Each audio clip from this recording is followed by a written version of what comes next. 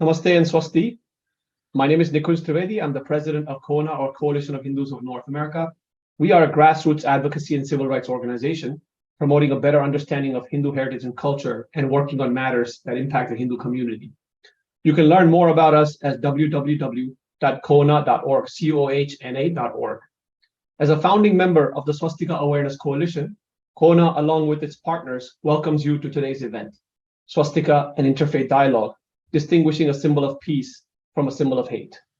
The swastika is one of the most sacred symbols currently used by nearly 2 billion followers of the dharmic traditions of the world, such as Hinduism, Buddhism, and Jainism. Similar symbols, known by various names in the native languages, are used by the Zoroastrian, Native American, Ancient African, and other traditions around the world. In many instances, the swastika has been misunderstood and maligned in the West by equating it with the Nazi symbol used by Hitler. This is a false association. Hitler was not inspired by Eastern symbolism and form of the swastika, but adopted and misappropriated a new type of crusade cross for Nazi Germany, which he referred to as the Hakenkreuz, or the hooked cross in German language, in association with anti-Semitism and hate. Even today, the German language refers to Hitler's symbol as the Hakenkreuz and not the swastika. The mistranslation and false association of the Hakenkreuz and the swastika has resulted in injustice towards nearly 2 billion followers of dharmic and other native traditions who consider swastika and similar symbols, such as the Manji, the whirling log, etc., as sacred and auspicious. We recognize and acknowledge the transgenerational trauma of the 6 million Jews, 1.5 million Romas, and others killed by Nazi persecution, and the chilling, intimidating effect of Nazi-inspired hatred on Jewish Americans, African Americans, and others even today. We also condemn and stand against hate and bigotry. Hindus have also been targets of neo-Nazis and those who support Nazi ideology. Yet, the important work of fighting bigotry and racism must not inadvertently stoke resentment against other religious traditions and minorities. It is imperative that we equip our children with proper knowledge about world religions and cultures so that they can develop the mutual respect and pluralism that must be the cornerstone of any multiracial, multi-ethnic, and inclusive society. After all, in America, we are able to clearly distinguish between the sacred cross and the hateful burning cross. So we must clearly distinguish and create opportunities and education between, to distinguish between the sacred swastika and the hateful Hakenkreuz, or hooked cross.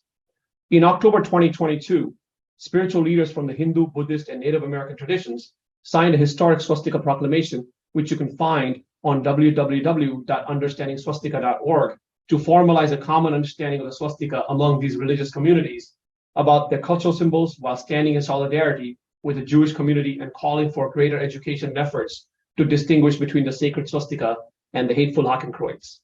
Earlier this month, the United Nations also celebrated Interfaith Harmony Week, which is a great time to promote mutual respect and peace among the world's religions and cultures, while denouncing hatred and bigotry. A proper and historically accurate understanding of the swastika, a sacred symbol that is over 10,000 years old, will go a long way to remove misconceptions, correct the false association with Hitler's Hakenkreuz, and allow space for communities to better appreciate the diverse world that we all live in. I therefore welcome all of you to this important event and welcome you to join our efforts in spreading education and awareness while promoting mutual respect. You can join the efforts by signing up as a volunteer for the Swastika Awareness Coalition at www.understandingswastika.org. With those opening remarks, I wanted to welcome everybody here. We have an esteemed panel of speakers and panelists who have a different background from different traditions that will be discussing various aspects of this important dialogue. But first, what I would like to do is play a short video of a documentary that is upcoming by Dr. T.K. Nakagaki, featuring Dr. T.K. Nakagaki, called Manji. So let me share my screen and we'll go right into it.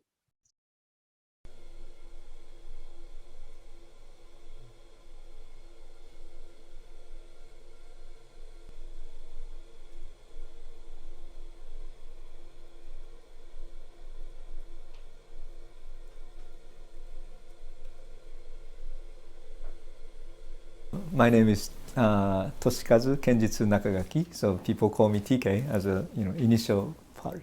And I myself was born in Japan, in Osaka, and I came to the United States in 1985. So actually I lived here about 35 years in this country, United States.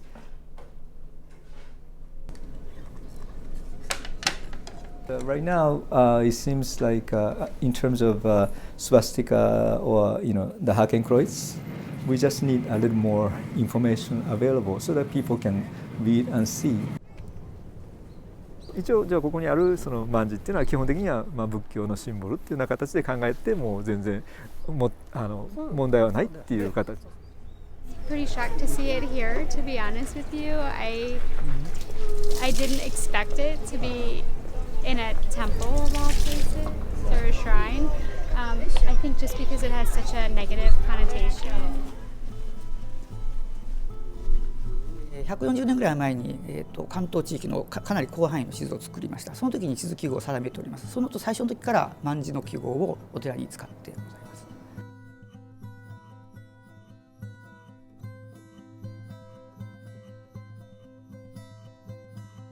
アメリカ人は何をもって自分をアメリカ人として見るか、日本人は何をもって日本人として見るかってところに考えるときに、日本人で結局まだ悲しいところ血なんですよね。でアメリカ人って結局例えば朝とかに旗に忠誠を誓うとかそういうのあるんですよね。だから旗が持つ意味って多分シンボルが持つ意味多分かなり日本人とは違う感覚を持ってるから。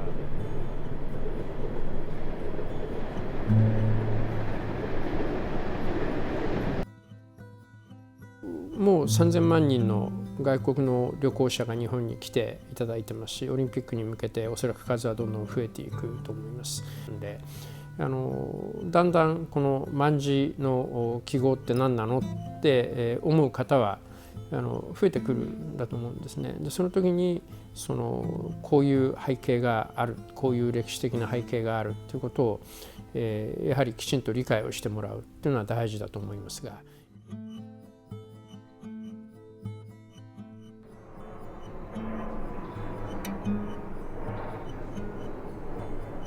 Symbols require us to be careful. Hate crimes here in the city have increased immeasurably in the last couple of years, and now the swastika is being painted in all kinds of places. So I think it's important, particularly for Buddhists and perhaps more generally for many Asians, to understand what a provocative and negative symbol it is when used as part of white supremacy, white nationalism, anti-Semitism. It was used as a trademark, or at least a supplementary mark for many products, because in history it represented good fortune, good luck, the four seasons, any number of more deeply symbolic and or spiritual things. But to try and convince people who still are bearing the scars of that use of swastika, because whether Hitler called it that or not, if the last thing the person you love most in the world experienced was a person wearing that symbol, blowing their brains out, what they called it doesn't matter. It doesn't matter. To them, it doesn't matter. And there's no maybe. That's the problem here. If in the end, historical reconstruction, 曼字を通してじゃあもう少しそこにダイアログが生まれていく、だから対話が生まれていくっていうのが一番私としては大切なことで、その平和っていうのを私はずっと考えてきてるから、平和のシンボルっていうことはやっぱりどういうふうに相手を理解するか、お互いを理解していくかっていうのがすごく大切になってくると思うんで、だからそのシンボルをね、蘇らせることっていうのはある意味で人類の歴史をちゃんと蘇らさせてもらうことにもなるし、ヘイトクライムもどうやってできてるかもよくわかると思うんですよね。Manji for that. So that kind of gives a little bit perspective about kind of what the dialogue is and how such documentaries are actually creating dialogues for this important conversation. So with that, what I wanted to do is start introducing our first speaker.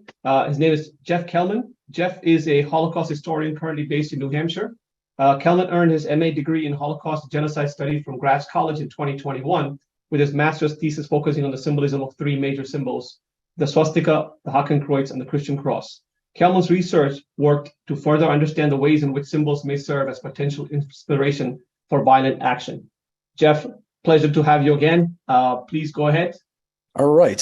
So thanks again for that introduction. And I always have a great time speaking with CoHNA and all the good folks that CoHNA invites for these sorts of talks. This isn't the first time we've spoken about this important issue, but this is the first time I'm going to speak about it a little bit differently. I've given this sort of talk before a little bit on the background, and this one I'm calling One Shape, Two Symbols, the swastika and the Hakenkreuz. A lot of this is based off of my master's research, but also based off of a lot of the conversations I've subsequently had with various different Jewish groups, synagogues, even Holocaust survivors and others on this subject matter. And the really growing understanding, both within the Jewish community and otherwise within the understanding of the West. If you take only one thing really away from this talk, and I'll probably put a timer out here next to me just so that I don't go over. We've got about 20 minutes, and I want to make sure we stick roughly to that so everybody's able to chime in on this important issue. But if you take one thing really away from this today, I think it's important to understand that there really is a difference between shapes and symbols. Shape is an aesthetic form. It's just a basic piece. Symbols have meaning behind that. And when it comes to everything we're going to talk about here, there ought to be, as there are in the East and in other parts, in much of the world, two words used for this: swastika and Hakenkreuz. And we'll get into all the details on that as we go here. So what I'm going to go through is a bit of the swastika versus Hakenkreuz, so that word use there differently, why this matters, of course, borrowing from the famous TED Talk of Simon Sinek and the idea of start with the why, right? And then some brief history of the swastika globally, swastikas in the West, especially in the pre-Nazi era, the history of the Hakenkreuz, Adolf Hitler's symbol, and then the Nazi usage, and then swastikas and the Hakenkreuz, the plural of Hakenkreuz as taken from the German today, and this understanding of a West versus East. And I have on here a Q&A, although we're actually going to hold that to the end for everybody else. So write down any questions that you might have, and I'm happy to dive down further into that as we go. All right. So, and as far as definitions are concerned, a really important piece here from a very simplistic standpoint. As I'm using these words throughout this talk, I'm going to be using swastika in a good, auspicious, benevolent sense there when that word is coming across. Hakenkreuz, from a negative, hateful standpoint, this is the bad component there. And then I believe it's important to introduce another word simply to talk about the shape if we're ever referring to that in these sorts of conversations. A lot of nuance can come into play, especially as we get beyond an initial emotional reaction and be able to look at this on a deeper level. And I think Gamadian works for that shape. That was the word that was used prior to 1871, broadly in a broad context. And then swastika and Hakenkreuz were used otherwise in different ways. But that's simply, if you see this geometric shape there, that's a neutral standpoint, simply referring to the aesthetic form, which comes from the Greek letter gamma, of which when you have four together, you had this shape. All right. So going to the why and who this impacts and why we care about it.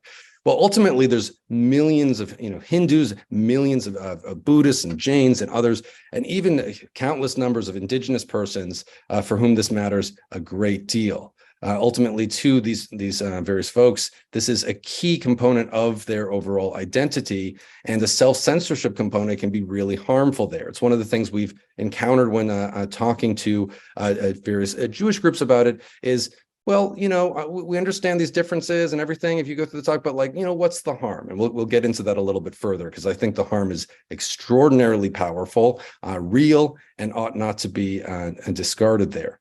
There's also Holocaust survivors and other, from a Jewish standpoint, who care about this, that believe that the healing component requires a proper and accurate and genuine, a valid understanding of the history here in order to properly heal from the atrocities of the Holocaust and everything imposed there, in order to also remove some of the venom and the power that this symbol has still for these hate groups. I think we've seen, in that video, there's some people that say it's still powerful, it's still what have you. Imagine if you could disarm those individuals there, as we've seen in some places throughout the world, what that power could have in terms of lessening the impact of Hitler's symbol that well after his death continues to hold weight.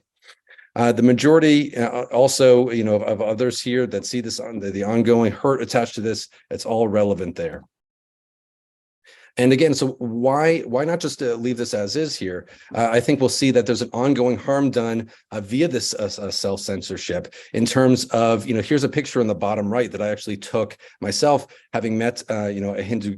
I live in, the greater Boston area, and that's actually my son's hands in his little New Balance shoes. He saw this motorcycle of, a person that we had met, parents of one of his friends, who had put, as you can see, it's kind of hard to see in this image, but if you're able to blow it up, there's a little red painted swastika on the front of their Yamaha motorcycle.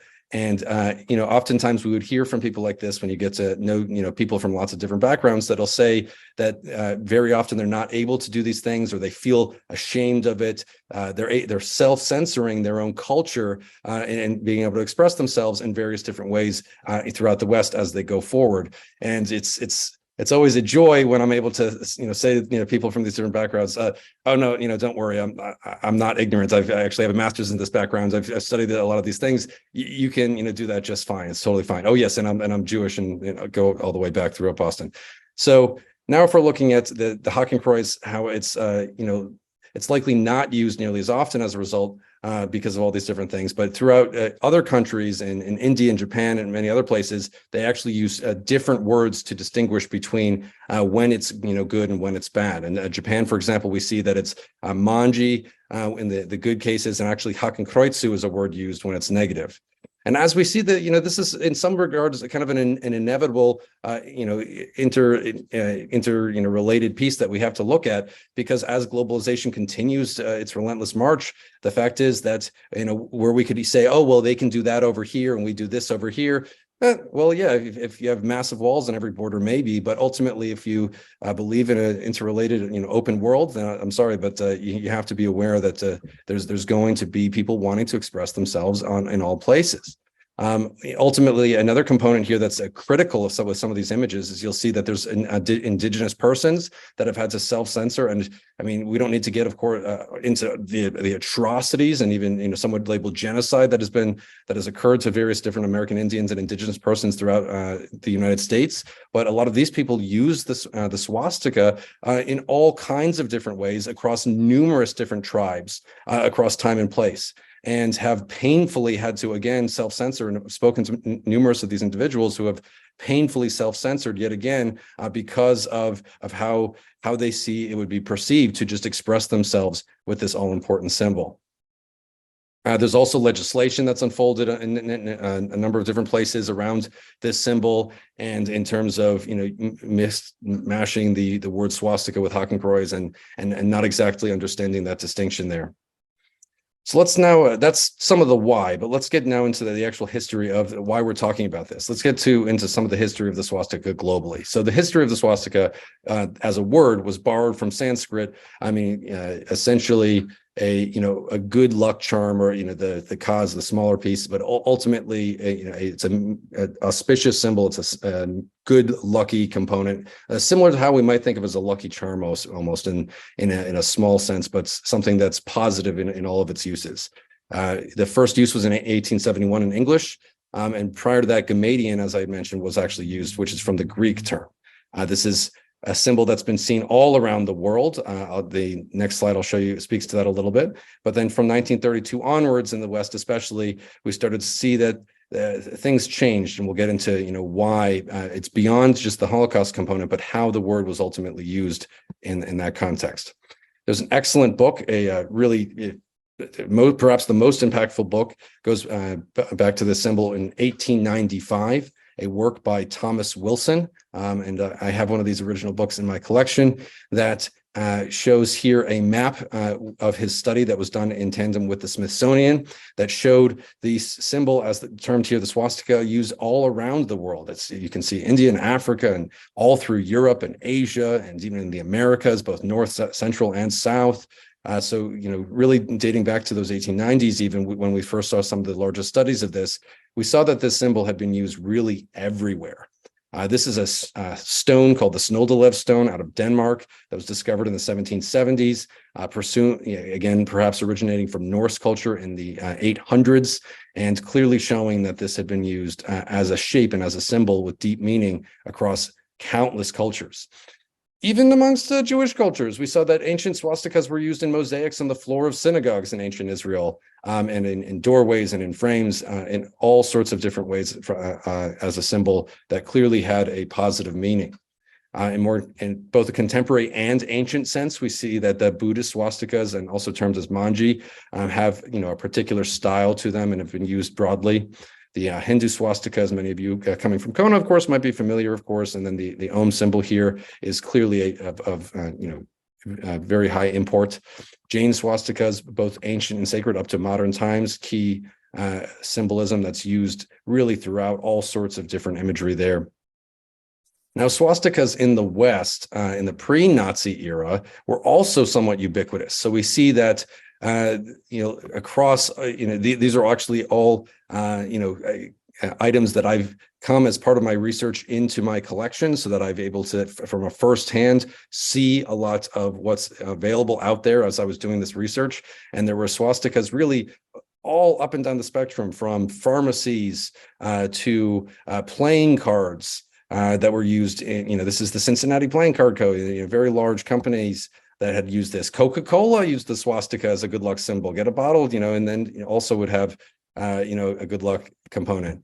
And this was not unique to, non-Jewish groups. There was, this is a Benji J. Goldstein here as a coin saying that's, again, you can use the swastika, get $1 off your purchase of 20 or more at Greenberg's. And I verified these are, actual Jewish-owned businesses, 50 cents on a $10 cash purchase at Greenberg's. You get this discount as well at Rosenblum's. As well, we clothe the family, and here's a good luck symbol, and you can see how it's clearly associated with the more traditional Western symbols of good luck: the horseshoe, the wishbone, the four-leaf clover, and so on and so on.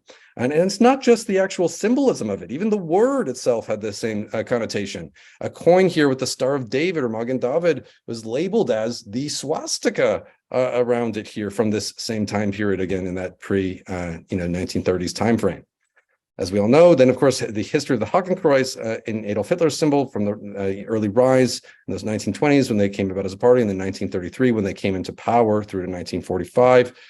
We see there's an interesting piece here that's very important to note in this discussion. So the New York Times and Ralph Manheim. Ralph Manheim was the first translator of, not the first translator, but one translator, I should say, of Mein Kampf. There was an earlier translator, actually, E.T.S. Dugdale, of what was called My Battle, a similar translation there. But speaking to actually the New York Times in the 1930s, or around March 19th, 1933, there was an article that first spoke of the swastika as a symbol of the Nazis. And this was unusual because prior to that point, it had always been translated from the German Hakenkreuz as hooked cross. And all of a sudden, they seem to be moving away from that as they became a more powerful threat. There's speculation as to why this occurred. Perhaps, again, this is pure speculation here, but there's some reasoning that it might have had to do with the fact that as Hakenkreuz could be translated as hooked cross, that perhaps certain powers in the West did not want a Christian or otherwise cross association with this symbol as the Nazis became an ever more menacing threat, throughout Europe. And so then it's at that point that suddenly we see a switch from this term being called the Hakenkreuz or hooked cross to swastika. And again, prior to that in the 1920s, we even saw that the Nazis had been referred to in some instances as Hakenkreuzlers, in the same way that if you're from Berlin, a Berliner, so a person of the Hakenkreuz and everything there. And then Hakenkreuz often was also translated as hooked cross. But beyond that, speaking to these translations as well. So we saw the earliest translation of, and I have all these in my collection, first editions here. So My Battle was the first translation of this book of My Struggle, as it's now commonly termed. But from 1933 by E.T.S. Dugdale was translating Hakenkreuz more literally, and I would argue correctly, as hooked cross if you're going to translate it. or Hakenkreuz if you're not going to, but not as swastika, which is altogether a symbol from various other areas. Now, there's a later edition in 1943, so this is quite a good deal later, and near the latter part of the war almost, but very clearly when the Nazis were not viewed as a neutral threat in any sort of sense at all, but something, the war had been going on for some time now. And this later edition had translated most famously by Ralph Mannheim. This is the edition that you could find on, Amazon or anywhere else today in this black binding. And this was used when they used swastika nearly exclusively as the translation, not hooked cross or Hakenkreuz. Some other quick and highly relevant facts on Hitler in Germany. Hitler's never documented as having used the word swastika himself. He used the word Hakenkreuz, and it's not as if he would not have been aware of swastika. This word would also have been used. He was choosing deliberately that word over any other. And most likely because of the potential for the Christian connotations. He grew up in Austria, and in his own native churches and churches in that area, there's even actually Hakenkreuzen, whereby they have a bit of a curved look to them and an aesthetic, but are a variant of a cross there in terms of the symbolism that militarily might have been on the escutcheon of crusaders and other warriors throughout Europe in different contexts there, but certainly as as a symbol giving divine protection when going into war, drawing on that Christian, but also that violent connotation. In Germany today, in a contemporary sense, the Hakenkreuz is actually banned from being displayed. However, and it's understood as distinct. The swastika is understood as a separate symbol. And that is permitted when, and I quote directly, civic education, countering anti-constitutional activities, art and science, research and education, and the coverage of historic and current events or similar purposes. In those contexts, it's permitted according to their criminal code. So given these similarities between the shape, the Gamadian and everything there, and given how different these symbols are in their ultimate meaning, what are we to do? Well, it's important to know that always and everywhere when you see these colors, this is a Hakenkreuz. This is the symbol as negatively as understood as a symbol of hate, as a weaponized symbol. That is always true. And even in Japan and other places, if you saw these colors and these banners, this would be a Hakenkreuz in that sense, not a Manji, or not a swastika, or even a Gamadian. Context is the most important element in all of that, and that goes to whether you see this scrawled on the side of a building, on a door in a hateful sense, on a mezuzah, which is the scroll Jews put on our doorways as a good omen and as warding off negative components. So whenever you see this in a negative sense, it's very clearly used and should be understood. And the term we ought to be using is Hakenkreuz there. Now, the swastikas in the West, again, there isn't this distinction made, and this is a fairly new understanding in some respects within academia. There was this understanding to some extent that there were both, but I think a lot of that added history and that nuance in terms of the translations and the New York Times piece and how these two pieces were understood, and again, perhaps some of the somewhat nefarious intent that might be inferred there. A lot of that is still a developing piece within the academic world, the Holocaust and genocide space, and then the historian space more generally. So I think thinking of those as separate is important, but it's still somewhat new to those overall in that area. So it's important to proceed with some patience. But questions going forward in terms of if the swastika is redeemed, I think it's important for us to ask, what would be the effects? What are we going to deal with there? Is violence likely to increase? Obviously, are there costs here, or is it going to decrease, or would it be neutral? Ultimately, when any of these sorts of decisions are made, that sort of should be incorporated beyond that initial, visceral or guttural reaction there to anything on this nature. What happens to the symbol when if it is no longer, weaponized, if it loses its venom? Is this also, an important question there? Because what we have seen in places where it is banned is that oftentimes those color schemes and other symbols quickly crop up. Whereas thankfully, I would say in places that have a strong element of free speech, both in their law and in their culture. You don't see people, marching down the street very often in, many places in the United States and otherwise where it's legal with, banners of Hakenkreuzen on them ultimately, but you do in certain other places here, and there's a number of examples having people use very similar look-alike symbols where it is banned. I think there's a little bit of this forbidden fruit effect in play, whereas something becomes more forbidden, it becomes more appealing, and a similar look-alike with a lot of that same power is not difficult to convey. So I'd argue there's obviously a duty for us to, quote, never forget, of course, but at the same time, we have to be considerate to not trample on the other rights of others in the process. And this is a picture here of the inaugural Hindu-Jewish relations component in 2007, a summit. And then, what you can really do about this. I think it's an important piece, as I've already mentioned, is to, differentiate in word choice between the Hakenkreuz when, it's clearly contextually understood negatively, and swastika when, even the slightest bit of context, if it's red paint on the, the front of a motorcycle and it's, it's not adorned with, any other it's a skinhead imagery or anything of this effect, I think you can very quickly and easily and naturally interpret this positively. And understanding that as a distinction that's important. If you need to translate it, I'd say use the English hooked cross, but often having that German connection because of that very powerful origin story. I think keeping Hakenkreuz in place has been something we've seen adopted fairly universally of anybody who's done their due diligence. So using Hakenkreuz is I think the better term. I also always throw out a little plug here for T.K. Nakagaki's book. You'll hear from him, I believe, later. But frankly, this is an excellent testament. It's a primer to get people started on this subject. There's a lot of great, fully sourced information, both with the primary and secondary sources around this subject matter, so you can kind of get started on this and be able to speak to it more intelligently with a single read. I recommend that. Then beyond that, hosting interreligious events. I often speak with Jewish communities and as a Jew work with my own shul and others. But ultimately, there's so many different groups that need to hear about this more and work with each other on this. Buddhists, Jains, and so many Hindus, of course, we're speaking with today and others.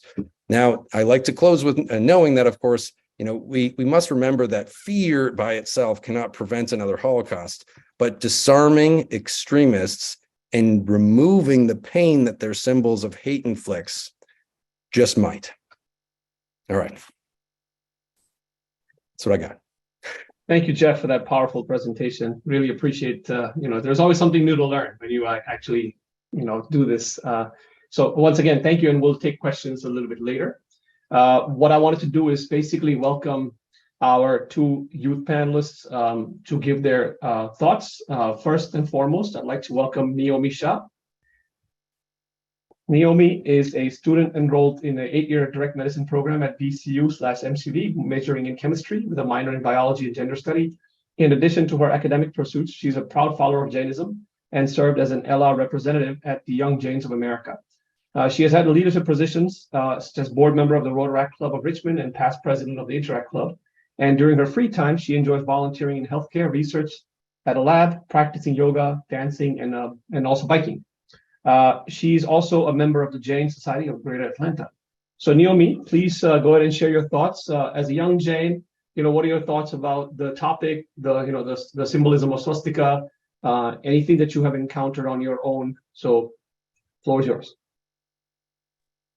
Hi everyone. Thank you for this opportunity once again. So I've been given a couple of questions that I would love to answer. So as a young Jain, what importance does the swastika hold for me? So most importantly, as a young Jain, we call the swastika also known as Satyo in our language, and that's always been an important part of my life.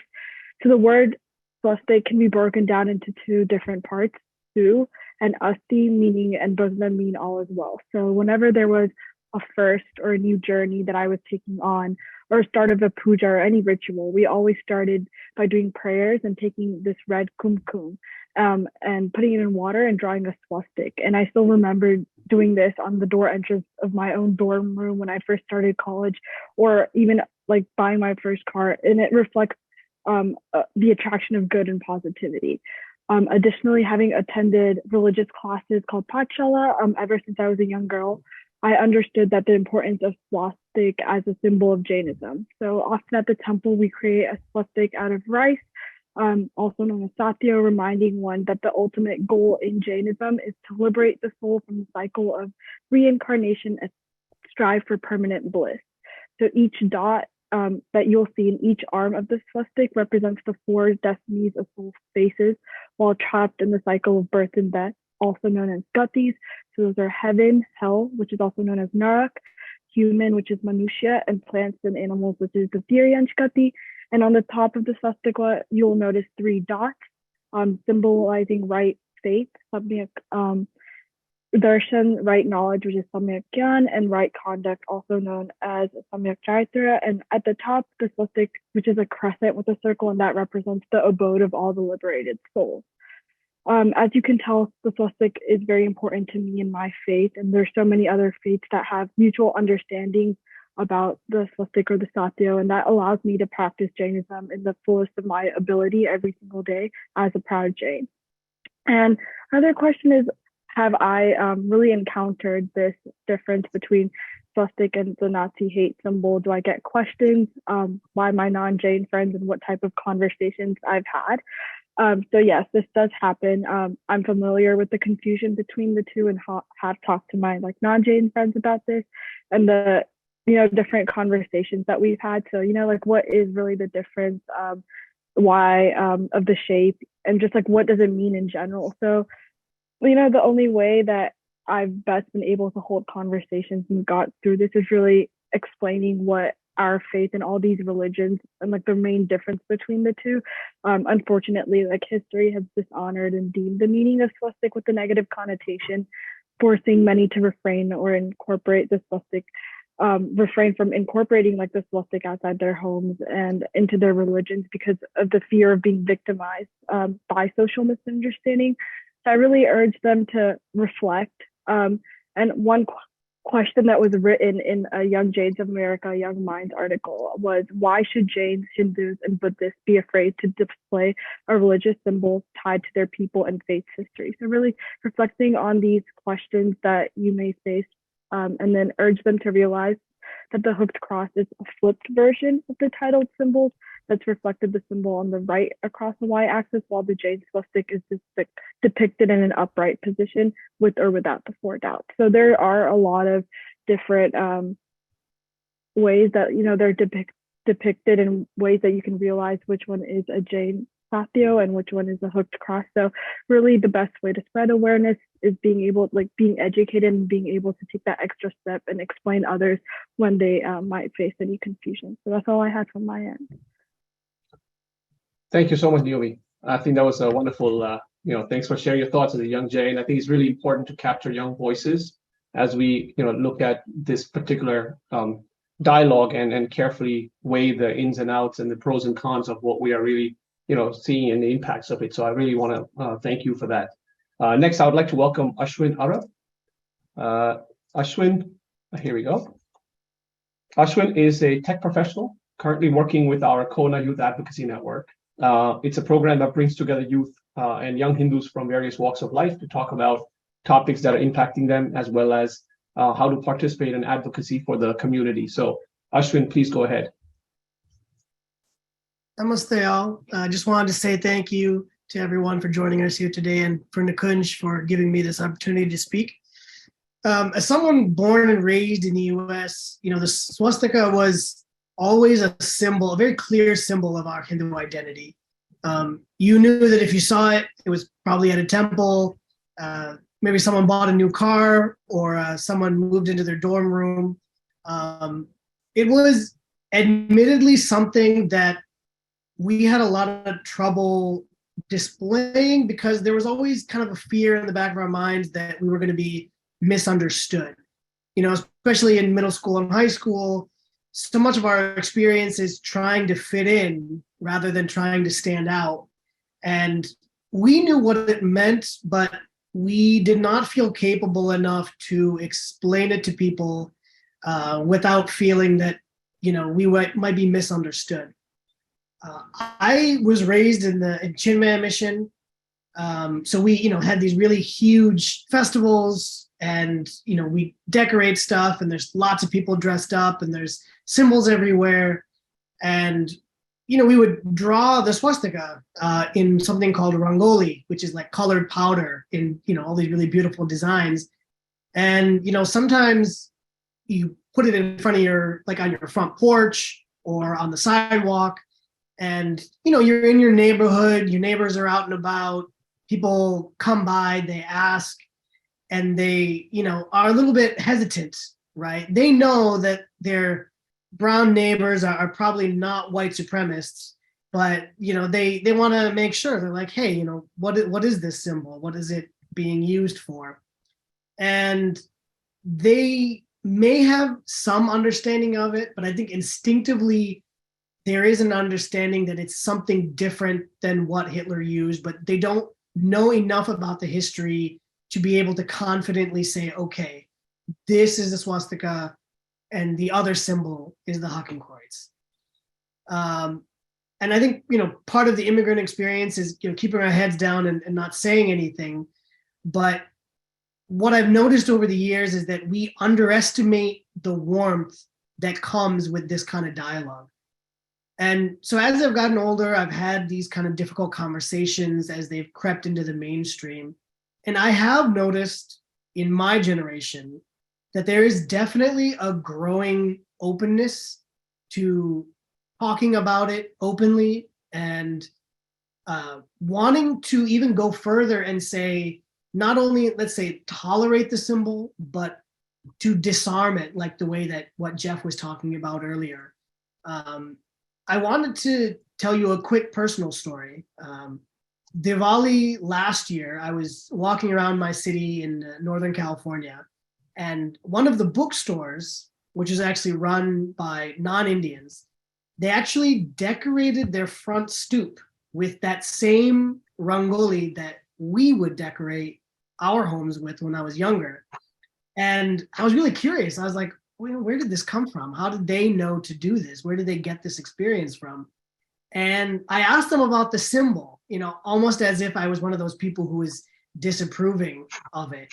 And, it was really warm experience where they just kind of lit up, and they were super happy to explain the symbol to me in a very compassionate way. And it's stories like these that really give me hope that we can continue to have these discussions and move towards a greater understanding about the swastika generally. So namaste, and thank you all. Thank you very much, Ashwin, for that. I think this was a very important point that you bring up, that as you can see, new generation the dialogues are changing, and it was a pleasant experience for you to see that. I have seen that myself in some places, so I'm really happy that you had a similar experience. So thank you very much. Next, I would like to welcome Greta Elbogen. Greta is a psychotherapist, educator, poet, and a Holocaust survivor. She's a licensed clinical social worker with a master's degree in social work from Hunter College in 1977, and has postgraduate training from the Ackerman Institute of Family Therapy. She attended the International Himalayan Institute for 15 years and was affiliated with them as a clinician at the Center for Health and Healing at East West Bookstore in New York City. Her earlier work includes family services, adoptions, leading women's groups, counseling Holocaust survivors and their families, as well as new immigrants. Greta has been in private practice since 1994, guiding families, couples, and individuals. Greta is now committed to spreading the lessons she learned from her journey of suppression and survivor to inner strength and deep love for the world around her. Since becoming involved in Holocaust education and the Museum of Jewish Heritage, Greta realized she could use her poetry as a powerful tool to engage the youth and her as her students, to let them become spokespersons of her poetry.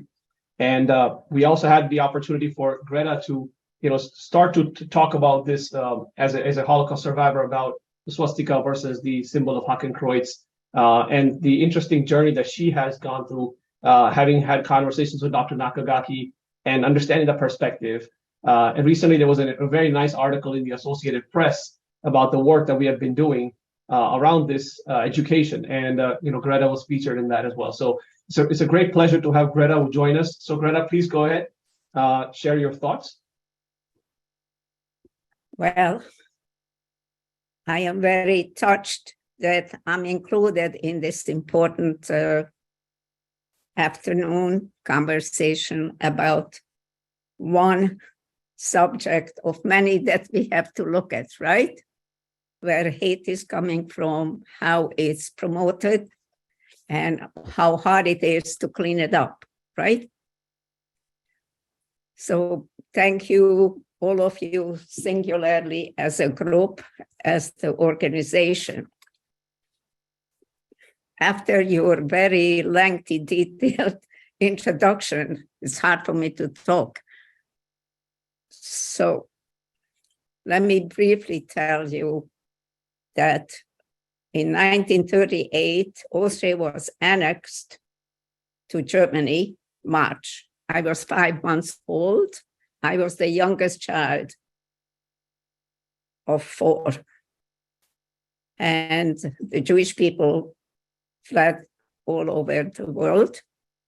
Our family landed in Hungary. I was 7 years old when the war was over. I survived in Budapest by hiding. And it had to do with very special people who risked their lives, like Raoul Wallenberg, the Swedish diplomat, who saved half Budapest Jews.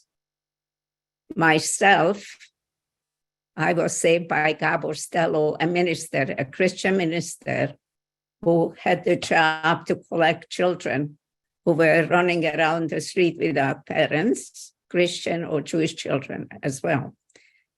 And due to their heroic efforts, I'm here today.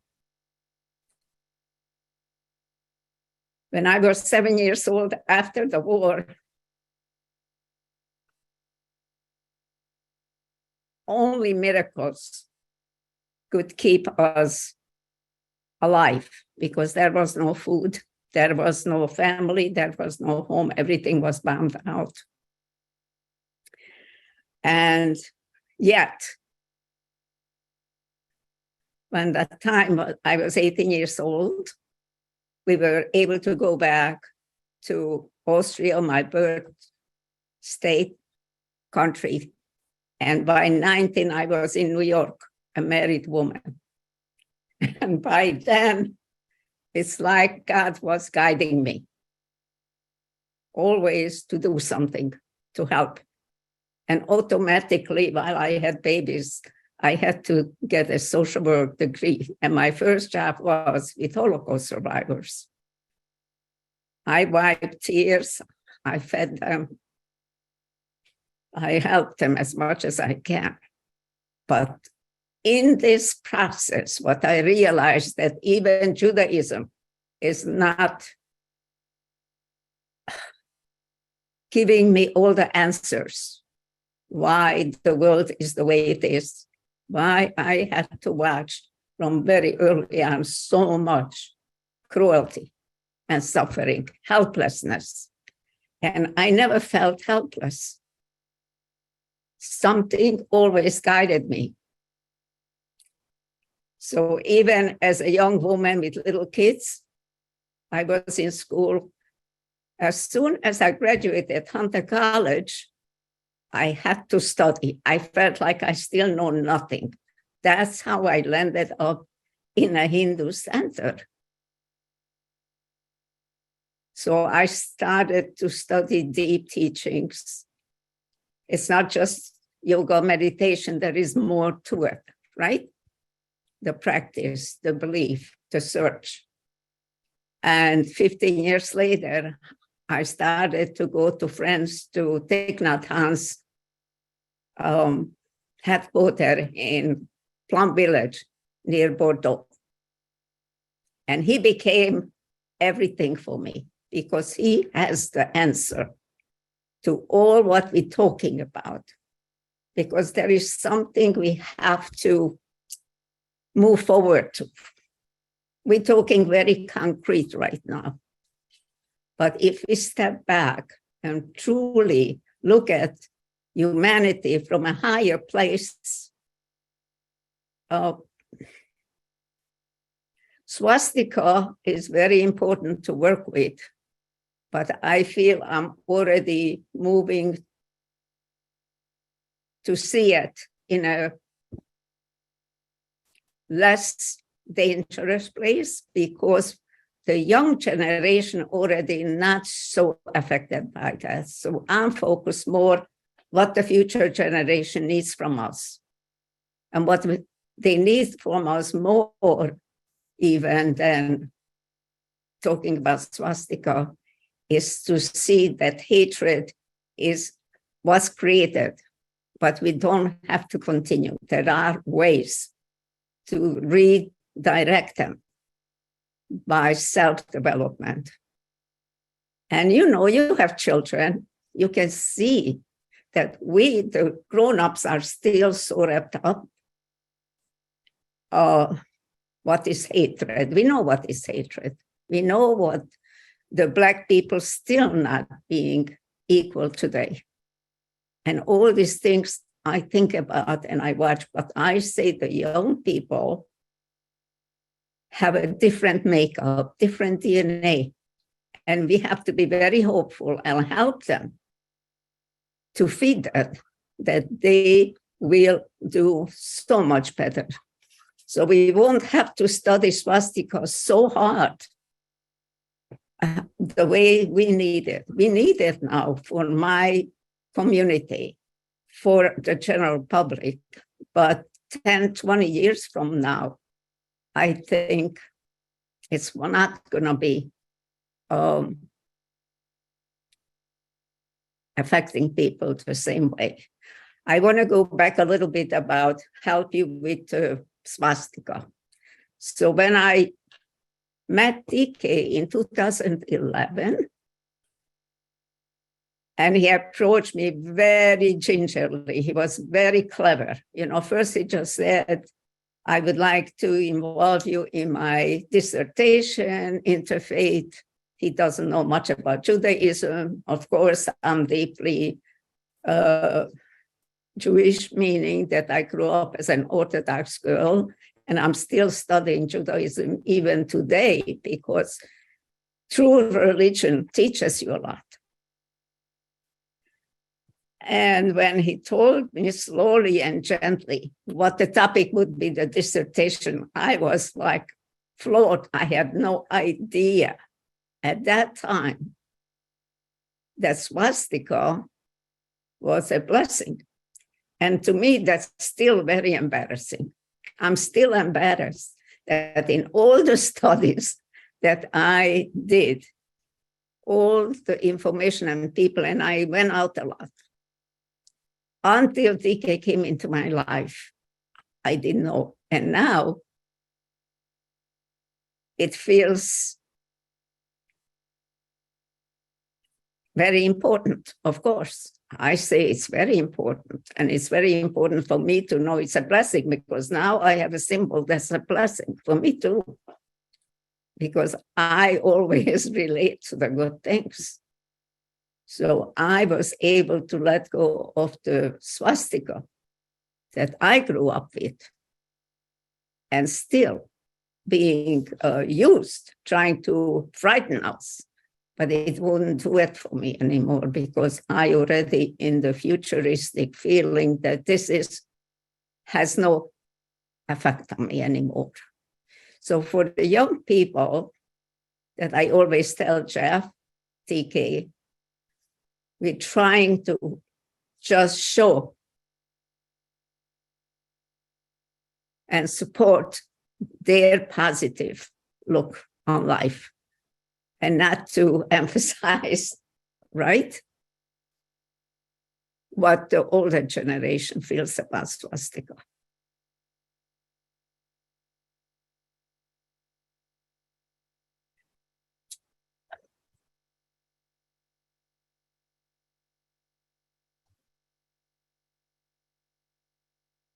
Thank you, Greta.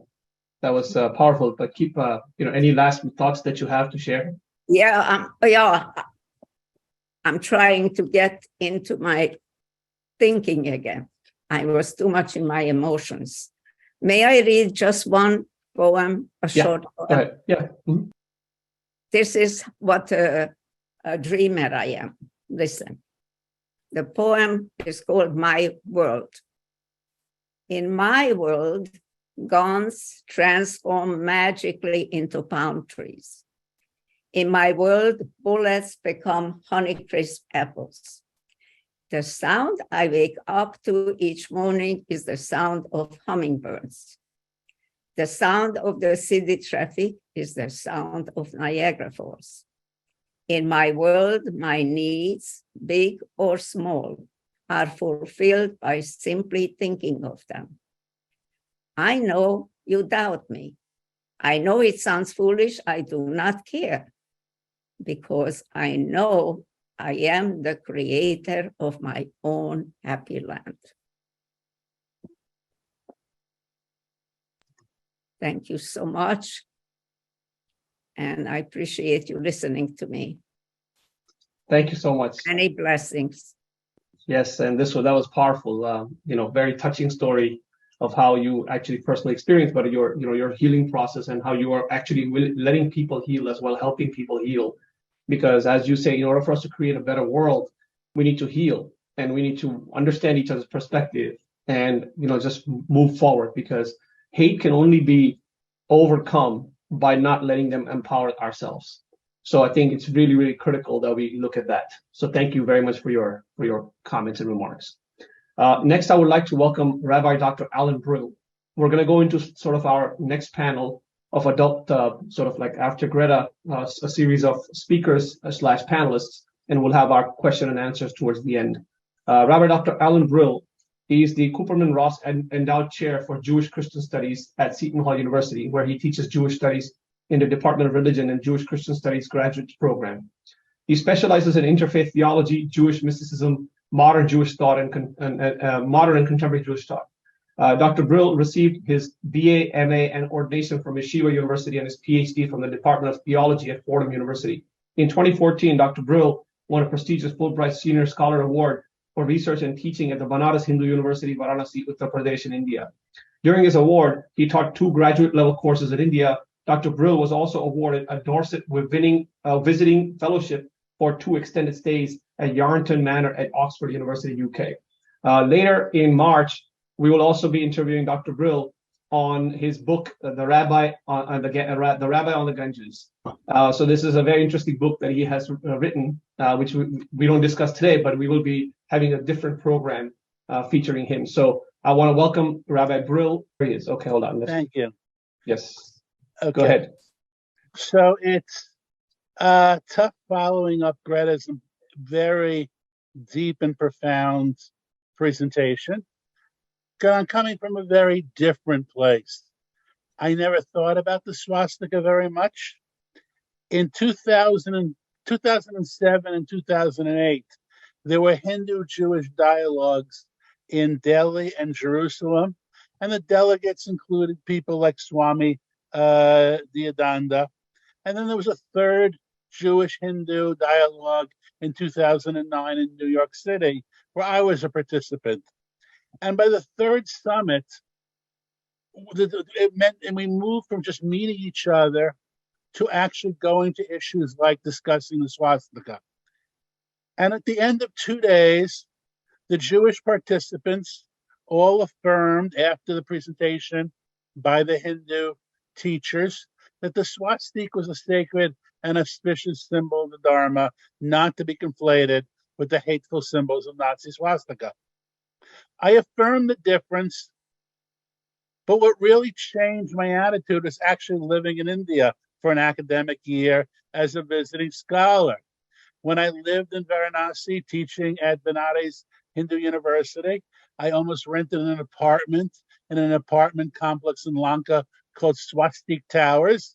The swastika decorated stores, decorated homes, was a sacred symbol in the Jain Ghat. The symbol was all around, and I just got used to it. On cars, on tuk-tuks, and offices around the university. There was a Rangoli in front of every apartment in my building during festivals. The swastika in India, meaning as much as we're making distinctions here, I took note of it and took pictures went in almost every which direction and every which angle. Nobody was particularly careful about the angles of it. And there were many forms of the swastika that I saw all around me. But the fact that I saw it in all these Diwali decorations and Rangoli, they were clearly part of festival decorations. And so seeing its use in India, I came back to the USA with a changed attitude. And I also wrote a book explaining Hinduism to Jews. So if I share my screen for a second, I mean, nothing that I did does, but if these pictures are now all over your neighborhood, and you're walking down a staircase in your building, that basically people are making these sort of designs, you can't get angry and you can't misunderstand what their goal is. I mean, I'm walking to work, and this is my path, and it's all in love for the festival and the festivities. It's clearly not in any way a Nazi symbol. So going back to where I was and then coming back home, I started looking into it. As been mentioned before, the swastika is at least 2,000-year-old sign. It was used in Jewish synagogues in places like Ein Gedi and Ma'oz Chaim. There are ancient synagogues that have the swastika decoration. It's actually a Greco-Roman design pattern called a double meander. It's used in 1920s subway stations in New York. And for some reason, people don't get scared at the 96th Street subway station in New York City. That in 96th Street, it's got to have swastikas the whole way around the subway station. And it's already been pointed out how Coca-Cola, Boy Scouts, and there's even a matzah company, matzah for the Jewish festival of Passover, that called Swastik Matzot, that came out in 1914. So I got used to it. But at the same time, I had to acknowledge the rise of Nazism. The USA turned away from this natural symbol that already in the 1920s, already when the Nazis were only a small party, there was already a turn that Americans were not going to use the symbol. There's a very famous declaration by Native Americans not to use it on their crafts anymore in order to show that America does not support the Nazi side. And the war left us a legacy that every hooked cross is scary, that every hooked cross is a sign of murder and hate. Many people won't buy old houses that still have the design and the tiles. And I know many Holocaust survivors and their descendants that are scared when they see the symbol, even in contexts that are clearly not hateful, like kitchen backsplashes in an old home. But that's a question of education. The real issue now is that anti-Semitic acts are on the rise, and anti-Semites still love using various forms of hooked cross. They've changed them. If you've looked at all the new forms, they've changed them to look in all sorts of things like axe heads or various forms of the black on red with some sort of shape in the center. And that is still a live issue, and that it still takes a form that one anti-Semite or white nationalists identify themselves to another using the swastika. And the biggest problem really is that every other week the swastika is still painted on synagogues and Jewish communities in order to inspire fear, hatred, and bigotry. And that is from people who do want to inspire hatred and bigotry. What can be done? First of all, things change, times change. When I grew up, Jews coming from Europe were equally scared of the crucifix. It's hard to think that now that the crucifix to Jews was a symbol of anti-Semitism and violence, and of the armies who had crosses on their uniforms when they killed Jews or preached against Jews. And so clearly my parents' generation did not like the crucifix any more than the swastika. Now I teach in a Catholic university, Seton Hall, and many of my colleagues teach in Catholic universities, and we really don't pay attention to the fact that there are crucifixes up. We do not think the Christians are then going to come out with swords and kill us. Time has healed. What do I think about the swastika? Well, bring people to India, or that there should be more public festivals. Let's bring this out into the open. I know we've had many of these online dialogues or in-person dialogues, but have some major American Jewish leaders or Israeli leaders pose with a swastika at the Diwali festival. Have a photographic campaign to educate people. Send Diwali greetings every year with a swastika so that people see it. Let the Dharmic community invite Jews and others for Diwali celebrations. Make it a point that it becomes used to it the same way I became used to it in Varanasi. Let us become used to it, at least here in New Jersey, where there's a large enough Dharmic community in order to make it every day. And let the Jewish community and everyone else see how the swastika serves as a decoration, an auspicious symbol, and even a religious symbol. And over time, I do think, over the course of the next generation, people will get used to it. Wonderful. No, thank you. And, it's insightful to hear that given your background, I think it's really, really critical that someone like you can, help us understand kind of how the community works, yourself, Jeff, Greta, etc., and see how the Hindu, Buddhist, Jain, Jewish community, Native American, everybody comes together to start continuing to create that understanding. As you said, over the times changing, symbols that may be misperceived as hate symbols can then be changed to symbols that, from an understanding perspective. So I really appreciate your insights, Rabbi Brill, on that. Dropping me down in Varanasi was a very quick, lesson in the swastika. But you drop whole Jewish communities to come for Diwali to Iselin, to Edison, to other places, would certainly serve that function. Yes, absolutely. And we have a great community here, so looking forward to working with you on that too. All right, next I'd like to have Sri Anurag Jainji. Anurag Jainji is the entrepreneur and business mentor out of Atlanta. He is also a member of the Jain Society of Greater Atlanta. And, he has agreed to kind of provide the Jain perspective on the sacred symbol of swastika. So Anuragji, please go ahead. All right. Thank you very much for inviting me, Nikunj.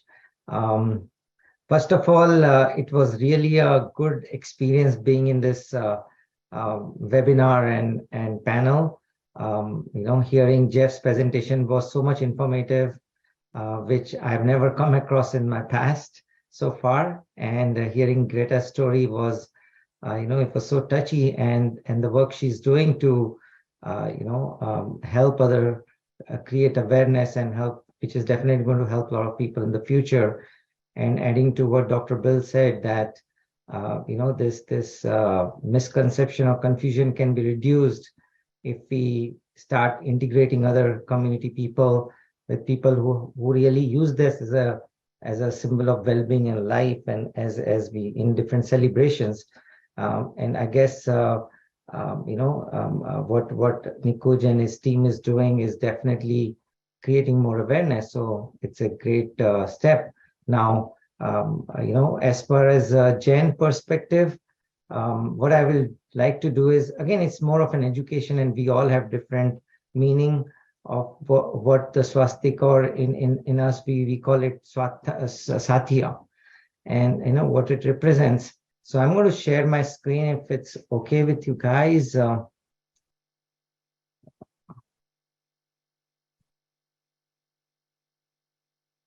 right. I hope everybody can see it now. Okay. Yep, it's good. So in Jain faith, swastika is not just a symbol, but it actually represents a journey of any being or any soul, from wherever we are right now to all different destinations a soul can take birth as we believe on reincarnation. And so here are the four realms, we call it. Okay, these are the four realms. So there's a soul can rebirth in as we leave this body and go, into our next. We can either be in the we can either go to the heaven, celestial being, or we call it Devlok, or Narak, which is infernal beings, or people call it hell, whatever you call it. Then there is animal and plant kingdom, where we can get, take those bodies, or we can again take a human body. So most of the soul, as we in our journey, we can take birth in any of these four, we call it four realms.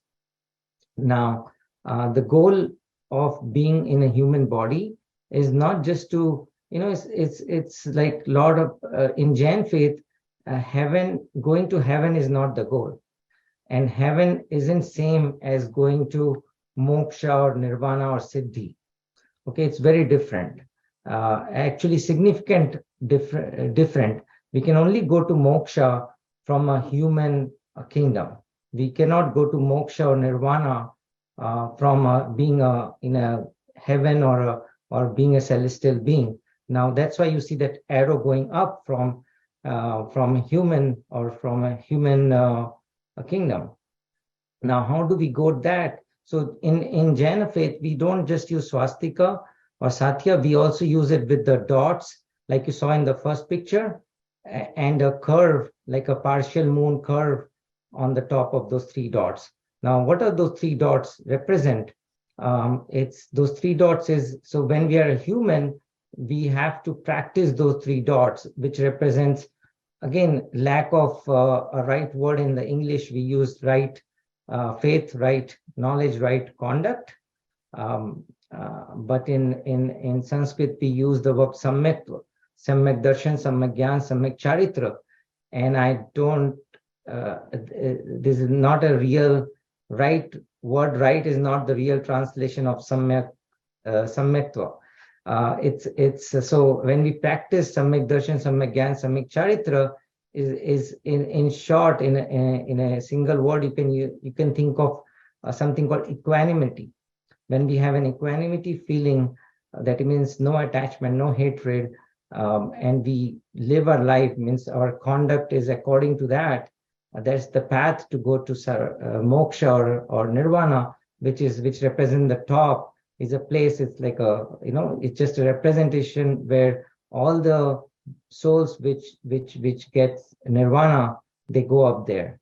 And so, in short, this is kind of a journey for all the souls from where we are right now, and what we need to do in terms of our faith, in terms of the knowledge, and in terms of the conduct we do through our body, through our mind, through our thoughts, to get ourselves to that position where we can be in the liberated soul, and we can go to the Siddhashila, we call it, on the top.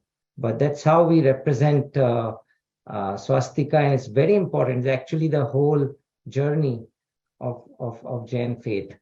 So that's what it represents. And thank you for this opportunity, and maybe we'll take the questions in the later session.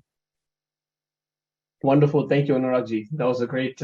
I really like the visual depiction. So we need to continue use that to showcase the significance of the swastika in the Jain tradition. So thank you for that. Next, I would like to welcome the Venerable Shimbo. Venerable Shimbo Sunim is a Zen Buddhist monk and priest who serves as the abbot and spiritual director of the White Lotus Haven Zen of Connecticut, a fully trained and sanctioned spiritual director who has been providing individual spiritual guidance and support since 2002. He has over 15 years of experience in Buddhist studies and practices, including traditional Korean liturgical forms. Venerable Shimbo is a fully professed and sanctioned teacher, and we are so happy that this is the first time he's joining us in this important dialogue. So welcome. Please go ahead and share your thoughts. Thank you so much for your kind welcome. And I want to thank Reverend TK for inviting me to this. I've known Reverend TK for some years now, and this is a real pleasure to be with you all and learn about so many different things that I didn't know. So thank you all for your presentations and for your sharing of your life and your practice.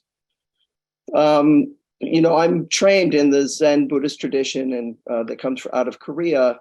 And I think Reverend TK will talk a little bit about this too in terms of his Japanese culture. But, you know, the swastika is located all around Korea on temple buildings and use on rites of passage and directions on to get to temples and things like this. So it's pretty well used. And the Buddha's teaching has the swastika kind of synonymous with the Dharma wheel. You know, if you've seen the Dharma wheel in Buddhist practice, that symbol of the Dharma wheel, it is synonymous with that.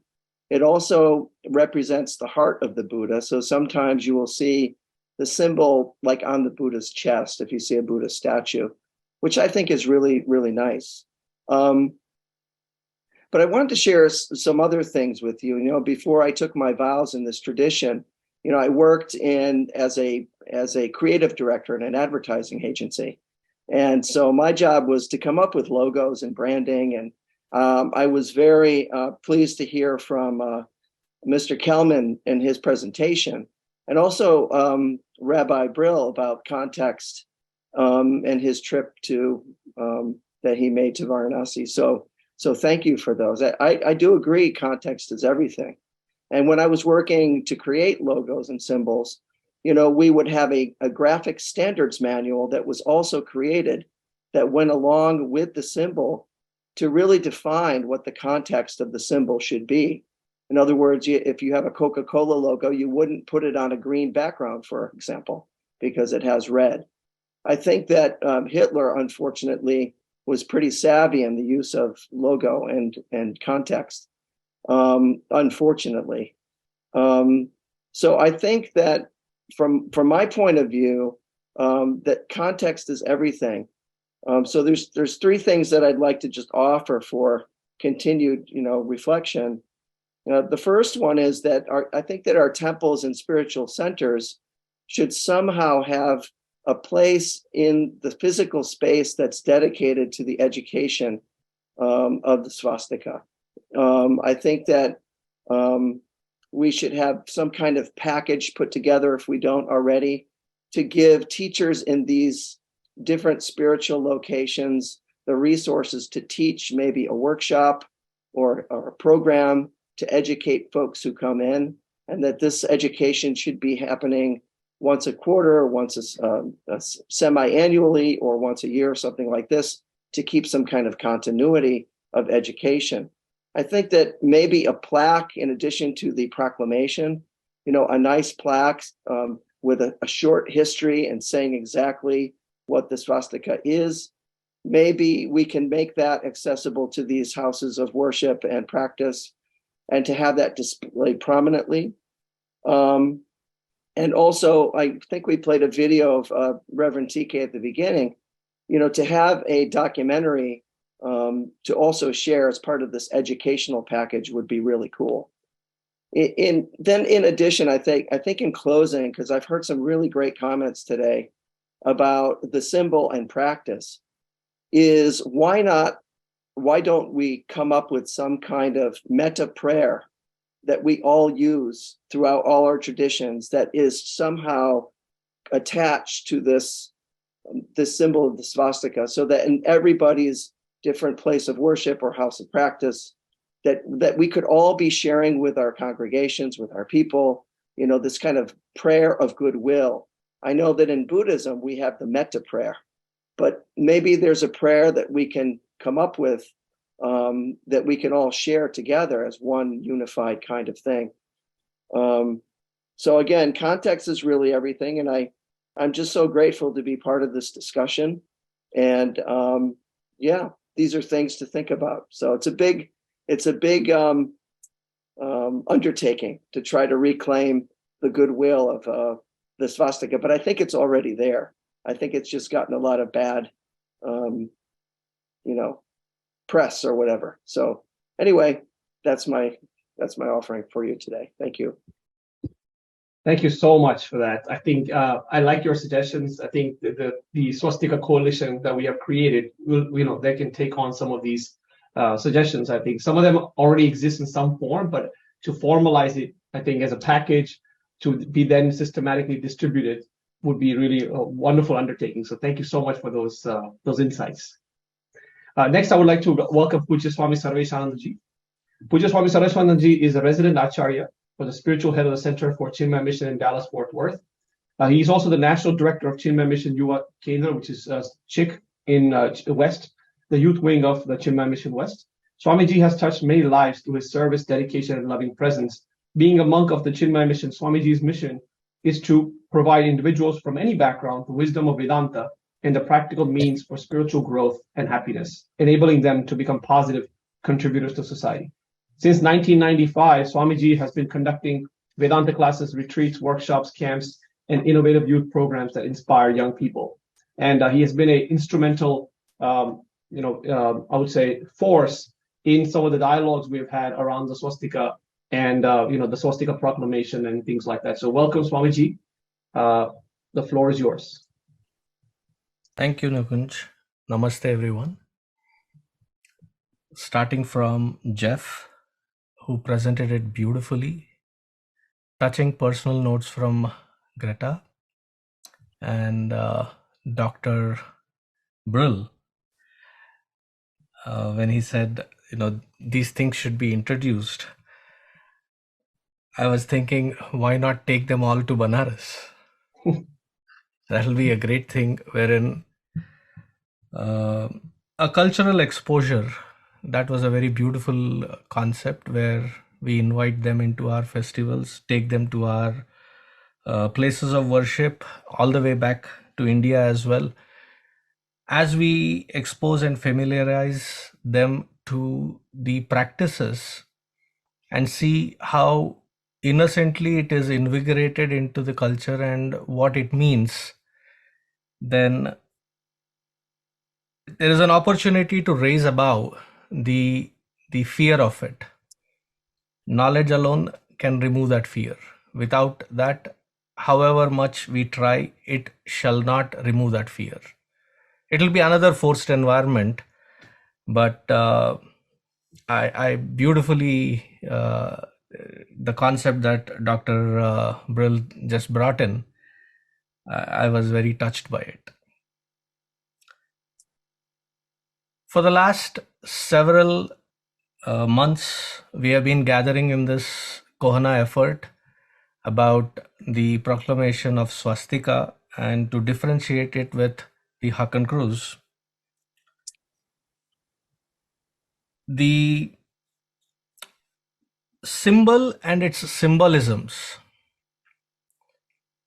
have a very deep gesture, a deep meaning in our day-to-day life.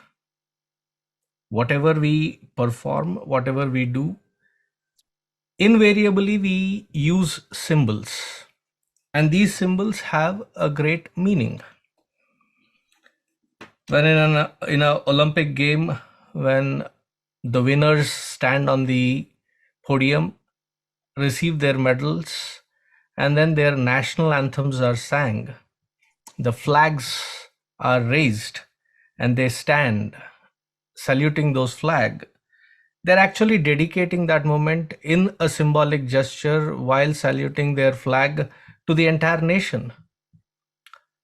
Similarly, here when we have this symbol, which for 1.4 billion Hindus, then the Japanese, the Koreans, and various other native cultures where this particular symbol that we are discussing about, which is the swastika, and its relevance, it comes from the way back from the Vedic culture.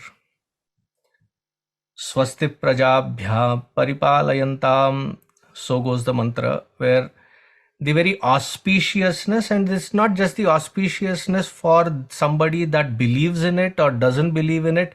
It is the auspiciousness and well-being that is invoked for everybody in and around the world, to the entire humanity. That is the magnanimity with which that prayer is offered. Swastina Indro Vruddhashravaha, Swastina Pusha Vishwavedaha, invoking from all formats of deities that may this auspiciousness and well-being be granted to everyone.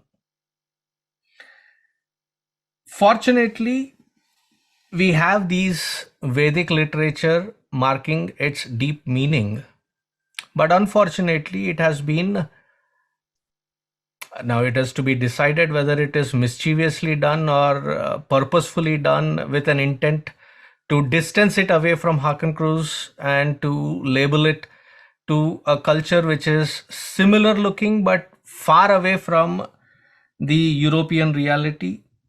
That has to be realized. But today, when we can see that these symbols have, though they look similar, but they have a distinct and different meaning. As and when we move forward in trying to create the distance that swastika is of the meaning of well-being, goodness, good luck in various cultures, but Hakan Cruz definitely is not, because it is the Hitler's symbol of destruction. But when somebody who has gone through that experience, just like how Greta experienced, and she was explaining it to us, we fortunately in Chinmaya Mission have a monk who has lived in Poland and escaped and taken to Canada and then came to India, learned this knowledge. That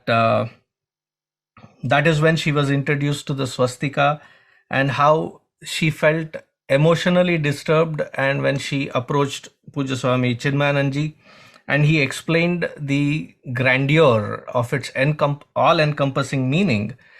And as she got to know more about it, learned more about it, her fears that she outgrew, and then she's still there with us. She's still alive. She still teaches about it. Very recently, about 2 weeks ago, when I was speaking with her, she was going through this experience, and then Nikunj called me and said, "Hey, can you come and present?"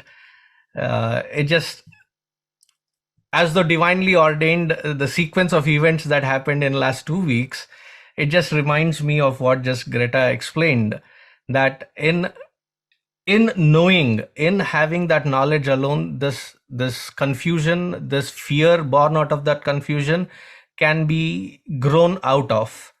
And the best way to do that is to have a dialogue, is to have create an environment where these dialogues can happen. And the resistance towards, or the animosity towards, to call swastika as the greatest symbol of destruction can be changed. And towards that, to the consistent effort that CoHNA is putting and Dr. TK is taken up, I think it is commendable.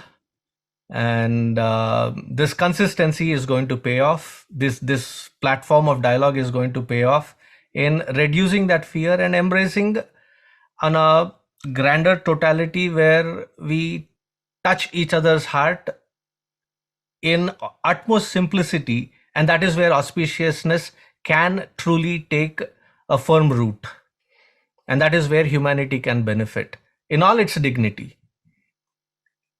And today's session was specifically a different session than what I have attended earlier. It was heart-opening, not just mind-boggling, but a very heartwarming and heart-opening session. I really appreciate Greta for sharing your experience. It was heartwarming. Thank you. Thank you, Swamiji. That was great. As you said, I think through the proper understanding and through the proper, sort of like approaches, as we are doing through consistency, we can definitely make an impact. And So I really want to thank you because you've been consistently, agreeing to be there with the clarity and providing the Hindu perspective in a very authentic way. So thank you again for your comments. Next, I would like to welcome Dr. T.K. Nakagaki, of course.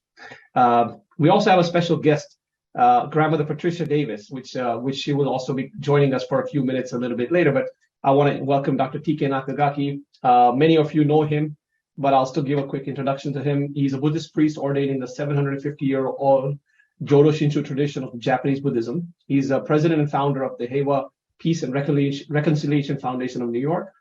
He's also president emeritus of the Buddhist Council of New York. The Buddhist Council of New York is actually a co-founder with the Heiwa Peace and Reconciliation Foundation of the Swastika Awareness Coalition. So he's also Hiroshima Peace Ambassador, a Nagasaki Peace Correspondent, and honorary board member of the Interfaith Center of New York, an honorary president of the Sanghakaya Foundation of India, the New York City Police Department of Clergy Liaison, and of course, he's the author of the Buddhist Swastika and the Hitler's Cross, Rescuing a Symbol of Peace from the Forces of Hate.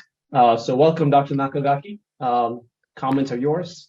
Thank you for the wonderful program today. I really appreciate. I'm sorry, my voice is a little bit low today, so I don't know. I just catch cold, or I hope not. And so anyway, these are also always the background that I use, simply because there will be a variety of swastika existed in the world. It's not just the only things that Hitler, as if in the West, Hitler is the only thing that represent, but that's not the case. So my presentation for today is basically I'm going to share, various part I wanted to share, but the focusing a little bit more the fundamental part, why I started to do this project. And I think it's very important in the end. In the end, my project is basically differentiate all those two.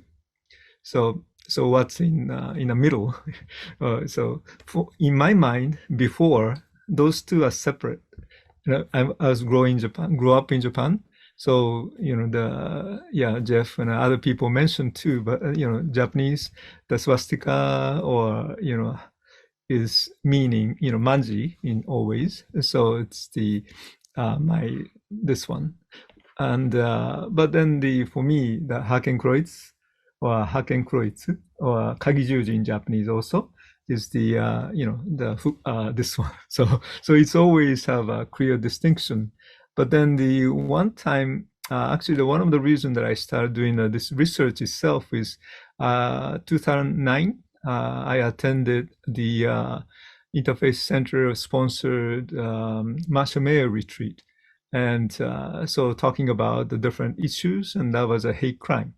And one of the speaker, actually expert of the hate crime, said swastika is a universal symbol of evil. And that actually particular sentence got me to get into this particular one. Simply, when I asked him the question, what do you mean by the universal symbol of evil? Because Jain, Buddhist use, Hindu use, Jain use, Native American, they all has those symbol. And then why can you say universal symbol? And then this expert said, oh, I didn't know. How can you say, expert is the one that don't know anything about other traditions, only know that this is you can even say universal symbol of evil. This is not right, So after that, the Hindu people there, because interfaith, and it's about 100 people participated, religious leaders from the different traditions. So, the speaker should be aware of Buddhist here, Hindu, everybody's here. So we have a conversation and we should do something about it. So that's actually how I started. This is something that I wanted to do for this particular conversation. And it happened to be following year, 2010, I became a student of the New York Theological Seminary, and for doctoral study of the multi-faith study, basically. And so at that time, they asked what I wanted to do for the dissertation, right? and immediately. So somehow it came. My mind was this particular, dialogue of the what do you call it? So this, particular things about the swastika. I mean, is a universal symbol of evil, that particular passage. So I just said, maybe can I do this as a project? So that's what this started, basically. And then since then, I know Greta has been very helpful for me. And actually, one of the reasons I asked her is because for me, it was the first time I feel more like a light after her talk with the Hibakusha survivors of Hiroshima and Nagasaki. Actually, I organized a couple years before. And then at that time, my image of the Holocaust is always totally dark, nothing coming up with the brightness, but like, bad, or something so sad and so terrible. I mean, same thing happened to the Hiroshima, but then somehow Hiroshima Nagasaki part is always, try to make it peace, it's a peaceful gathering, and so there's some light, try to, change that thing, never again, so that we can have a better life. And so, but then her talk was like that, actually. So that's why I call her, then to be my advisor. Without that experience, I don't think I may ask her anyway, Greta. So thank you. But then after that, I also decided to go to, prior to, or actually, in order to do this project, I just wanted to go to visit the site, like a Holocaust site. So, I went to the Auschwitz. Also, I went to the Treblinka. Many of the Jewish people in Poland. I guess Poland. I guess yeah. So they're all in Treblinka. So I went there too.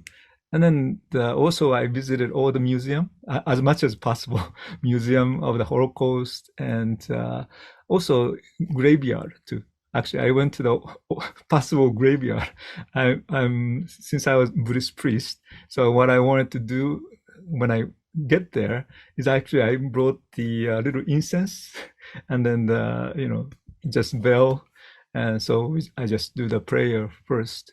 And so then my feeling was I'm going to decide what I'm going to do with this particular project after what do I feel at that time. So one thing that came up my mind was a very interesting phrase was wonderful to know there's never again, like a Treblinka there, so the sign there.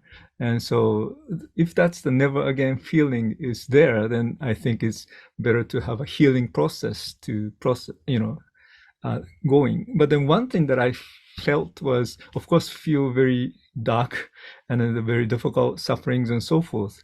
But at the same time, also I felt like a swastika itself, that is also buried together with the Jewish people somehow. And so and this is just an image, but then if I lift up the swastika from the ground and clean up, then maybe, Jewish people who are killed and, so that they'll also be sort of liberated. So that was the feeling. And then also I feel very sad to know, all the museum, everything, they have a, swastika even symbols listed. I mean, what I mean is Hakenkreuz symbols all over the place. But there's no explanation anywhere I found about the Eastern swastika. Nowhere. Meaning, even like they have a big swastika things, but no explanation of anything other than Hitler's. So as if, this swastika itself was treated not fairly, and then not really introduced to the Europe, and like here in the United States too. So anyway, so that's why actually I got some suggestion from the Chief Rabbi of Poland. So I went to see him, Michael Shudry, And he was in Japan actually, so he speaks Japanese as well, and he knows, how the swastika is used in Japan. So that's why I went to see and talk to him. And then what he said was very interesting for me, because he introduced me to the people in Auschwitz, and so. But at that time he said, right now Auschwitz may be totally black, totally, no light, but talking about the swastika itself, everything is bad and evil kind of things. But yet, if I can have even like a 1% of, Eastern swastika there, explaining at least. So that means it's not the 100%, all the bad one, but then actually 1% is little swastika opening, the good swastika. So then, okay, so that was my actually project. So maybe I can just open even just a 1 inch, of light comes in, then it can be very successful. And then for me, I feel like this project, for me is already succeeded from that sense. So I'm very, very actually grateful, and all of you and then all of the people efforts that you make. And so, and then Jeff, you didn't talking about the sugar and salt. I mean, front page there's a explanation. I mean, to us. Written there, so I thought you're going to explain it, but anyway, I don't know, you left me to explain it, I guess. Yeah, no, I meant to. I think I brushed over a lot of things. This talk could easily go like 3 hours, but yeah, for sure, I'm sorry. Yeah. So anyway, so the one of the things that, I mean, in my book I didn't write about the sugar and the salt example, because that's actually pretty much what I try to do now. Because for once the even like a same small, I mean, the what do you call it, powder, the white powder, sometimes people call it sometimes sugar and sometimes salt. So but then these are different sugar. I mean, just it looks the same but yet very different. The taste is different, the way that we use it is different, so actually, this distinction, we should be able to make it. Most of us, most of European people, American people, we can tell the difference between sugar and salt.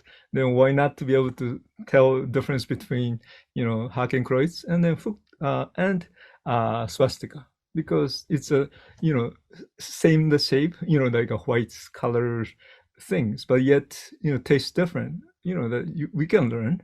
So so even that's my experience, right, when I was in Japan, because two things are totally different, but here it mixed up.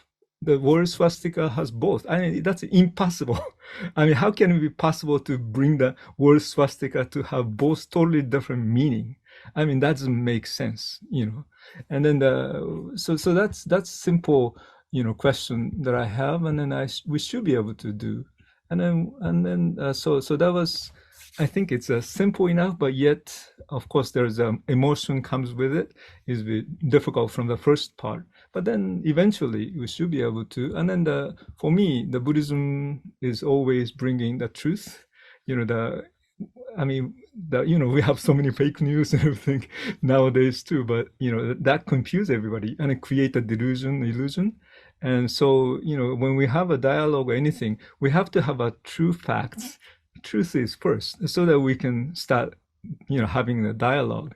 So one of the reasons that I did the book is simply because I wanted to have the truth about the, swastika parts, as well as, the Hakenkreuz. So my book itself is basically has a intention is like this too. The swastika is different from the Hakenkreuz, and the Hakenkreuz is different from the swastika, and you have to make a distinction, and so that we can really understand well for both sides. And then by saying this, Hakenkreuz, Hitler's cross, as swastika, we miss the cross too. How can it be possible talking about anti-Semitic symbol for this, Hakenkreuz? Because Hakenkreuz is a cross. Cross has been, as the Dr. Brill talked about, it was anti-Semitism symbol. So that's why this swastika, Hakenkreuz, is a anti-Semitism symbol, because it is a cross. It's a kind of a cross, and represent the same way for the Hitler, at least. So understanding all those things are probably very important, and to understand both sides. And so that's what I wanted to share. And lastly, I wanted to share two things. Since when I started, there are a couple of things that are very encouraging to me. One is actually Greta's another poetry. Actually, I wrote in my book here. For other people, I don't know. The most important things for me is this is encouragement for me to continue to this kind of project. So first one is actually let me introduce Greta's poem. The one that I liked was this, actually. Not in my dictionary, the title. In my dictionary, the word disgusting is replaced with the unique nature of things. The word hate is replaced with inquiry into the unfamiliar.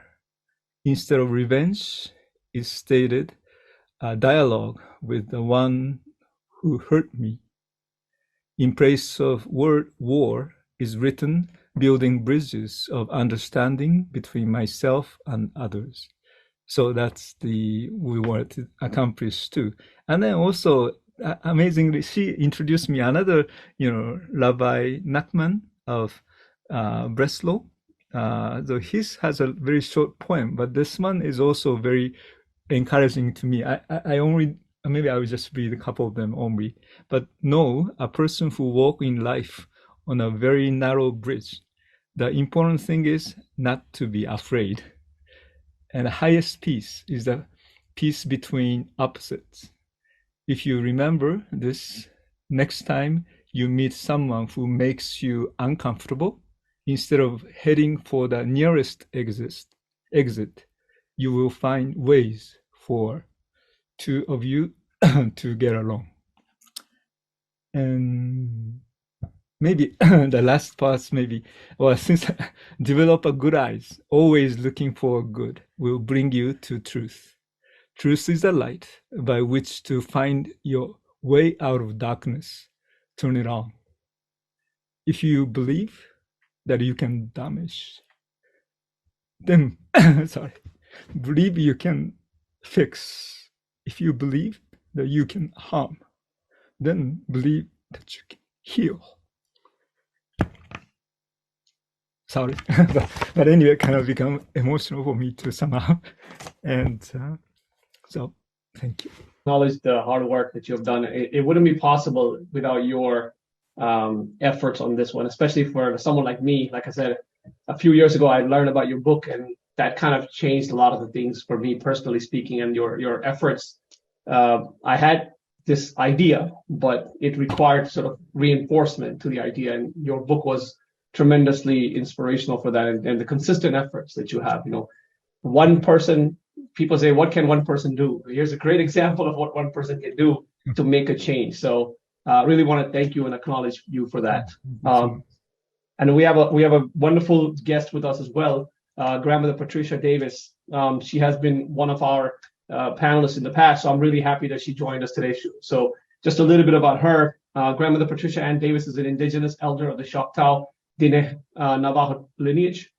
She currently is in the International Council of First Nations, Commissioner of Ancient Knowledge and Languages as a speaker and member. She's also an NGO representative of the World Yoga Community to the United Nations. She's an international educator who was initiated, trained, and experienced in facilitating her authentic indigenous ceremonial change process that she designed for wellness restoration. It is a cross-cultural, intergenerational, inclusive, universal in practice application and can be translated to any language. She's a whole systems designer specializing in peacemaking leadership who has worked as an administrator in health and human services for 20 years. She has traveled to 10 countries by invitation to teach and facilitate the ICCP that reframes thinking into an affirmative thinking system for win-win constructive decisions and outcomes. Grandmother Patricia, welcome. So happy to have you. Would love to hear your comments for a few minutes. Thank you, TK. for giving me a voice today. By the way, our word for salt is ashi, and then for we say ashi, lakana, which is referring to the sweetness in life. It's not talking about sweet salt. To start with that. So that presents the context of when I refer to the natural order, that's the context that I'm speaking from. So greetings, everyone, and especially from the original people of this land. I'm born of the Mississippi Band of Choctaw into the Kachitni and Kia'ani authentic medicine people of the Navajo Nation. I was born there. I grew up there. I'm registered there. And so when I speak of context, that's the container that the indigenous of this land, specifically, we would say Hojo, natural order, spiritual law that governs all of us equally. And so my focus is intention. There's only two intention, and that intention is either win, lose, and nobody wins. That's destructive and death-producing decision for those outcomes. Please listen. I call that inverse thinking system. We're talking in the affirmative thinking system. That is win-win, constructive, and life-affirming decision for those outcomes, which the symbols swasti from Sanskrit. And I have here, my brother made this mandala right here, the sacred self, and it shows that swirl there. That is the swastika in a rainbow form. And so it's our connection with Creator within creation. And so I may be saying a few words and interpreting them in terms of the spiritual law that governs us all equally. We're only interested in the unifying principles. I say that all the time. I'm only interested in the unifying principles in the affirmative thinking system. And we call this Elbogen. That means holy thinking. That means our conscience and our moral reasoning. And so this symbol can be used accordingly in the inverse thinking system or the affirmative thinking system. Well, the whole universe is only supporting affirmative thinking system. And so what we call indigenous knowledge and wisdom is that saying that we're all a precious child of Creator within creation, and that within Hojo, which is all encompassing of the holiness with H and wholeness, there's no competing collectivities. There's no competing collectivities that represent competing ideologies. And so this symbol was used in our sand painting, and I appreciate the opportunity to educate on oral tradition in which general public does not have access to. It's not published in the literature. And please eliminate the use, I see it time and time again in written form into English. Whirling logs is absurd and meaningless. Do not use that term. I don't know where it came from. So in our ceremonies, remember that I was born in 1946, so that was after the war. And I want to point out that Jeff Kelman, using the art of making distinctions between the two types of crosses, I noticed that we would consider sunwise or clockwise Ashabitel, is with time and direction in the longitude and latitude of the whole planet, Mother Earth. And so this symbol, he showed in American Indian jewelry. I think that it was not an authentic piece because it didn't look like of our the direction that our tribe uses. However, the Navajo rug and the Hopi gourd symbol that you used was of the direction that we are saying that is sunwise, clockwise, and I'll tell you why, and I'll tell you why. So that we have also experienced the atrocity of genocide in this country. And so when we see that symbol of healing, we could even associate the Christian cross with our own annihilation and our genocide, but we see it as the four directions in nature.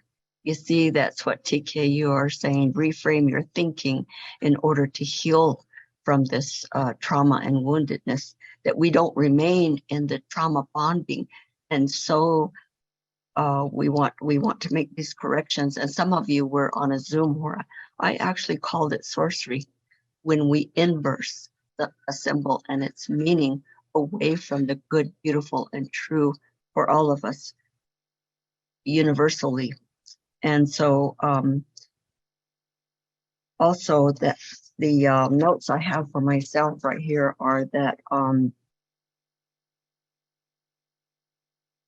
the ceremonies where the sand painting is of the elements and on the earth in which a person's sickness is lifted off. How is it by miracle power of love and peace that it's lifted off a person when a person remembers, and reawakenings are inherent, the spark of divinity, inherent sovereignty? Of course, that's what the universe is supporting. So the healing ceremony, when I say authentic, that's real and profound and beautiful. And so we're all existing on this Mother Earth, and our Mother Earth is in the galaxy of this symbol, which is like the symbol of the swastika. And so it's representing that we're traveling with peace and truth, which is the only real power, and truth is also our protection. So thank you for this time to share precious knowledge and to say that our creation story first is about Indasya. Everything in the universe was created with a purpose. And then Nilya, it was placed in the four directions, from east, south, west, north, sunrise, noon, evening, midnight, spring, summer, fall, winter, white people, red people, yellow people, black people. We're saying nations. We're not saying races. We're saying a jewel, white shell, turquoise, abalone shell, obsidian, and jet. Every humane being is a jewel born within that holy circle. And there's a teaching place for us to live every day of our life throughout our whole life and make it safely. So basically, when we say the phrase Hojo Nahaskli, and we say that 4 times, it is this power and the beauty of the profound energy field of our existence with Creator, within creation, simultaneously. Thank you. I'm really happy that you finally were able to join us and give us some comments. I think what you had mentioned, I guess truth shall, persist, or truth shall win. I think there's a very profound saying, Satyameva Jayate, in Sanskrit. But there's also not just Satyameva Jayate, the truth shall conquer or truth shall win, but there's also Satyagraha, which means the insistence of truth or the persistence of truth. Because without persisting of the truth will not alone conquer, or truth will not alone win. We have to be the instruments for that truth. And I think all of you on this panel and the efforts that we have been putting together have become the instruments of truth and sharing that knowledge and greater understanding. And I really, really appreciate, on behalf of CoHNA and the Swastika Awareness Coalition, for the panelists to join us today and sharing their insights. This is a beginning of a great journey that we have been continuing on for a while, but more and more players, more and more people are joining this journey. and sharing their deep insights from a diverse perspective. So from the bottom of my heart and on behalf of CoHNA, as well as our partners in the Swastika Awareness Coalition, I want to thank all the participants as well as the panelists. As we say in our Swastika Awareness Coalition, Swasti, because that's one of the words that we have started to use. So as we end today's session, I would like to say Swasti, Swasti, Swasti.